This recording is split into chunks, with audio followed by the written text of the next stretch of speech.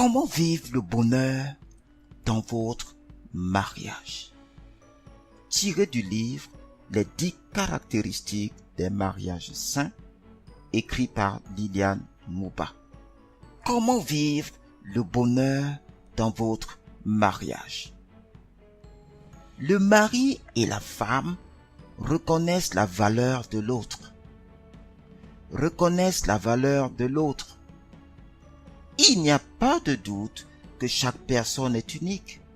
Chacun est aussi une combinaison unique de personnalité, de tempérament, de dons, de talents, d'histoire et d'expérience.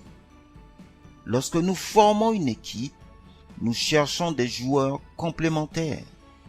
En observant votre couple, vous remarquerez que l'un fait facilement certaines choses.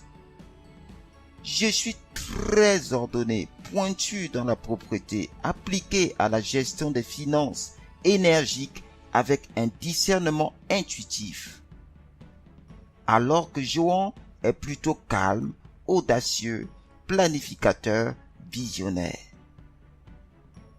Reconnaître et laisser la place au talent de l'autre nous aide à créer un environnement propice à l'épanouissement. Les comportements abusifs tels que la jalousie causent 15% de divorces en France. Lorsque vous acceptez Jésus-Christ par la foi et faites de lui le maître de votre vie, son Saint-Esprit vient habiter en vous.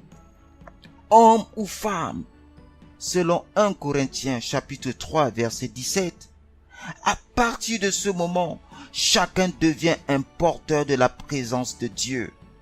Chacun devient la dimension Dieu avec moi, que j'appelle dimension d'Emmanuel. Saisissez-le bien. Dieu en mon mari devient Dieu avec moi. Dieu en moi devient Dieu avec mon mari. Dieu marchant et dormant chaque jour à nos côtés. En restant en bon terme, Dieu avec moi devient une puissance. Le conseil divin peut circuler. Décidez-vous de regarder l'autre comme porteur de la présence de Dieu et de talents que vous n'avez pas? Oui, pour que vos différences deviennent des forces. Sinon, vous développerez l'orgueil et la jalousie. Aujourd'hui, pas demain. Réalisez que chacun est utile dans votre couple. Libérez la dimension d'Emmanuel et jouissez du bonheur.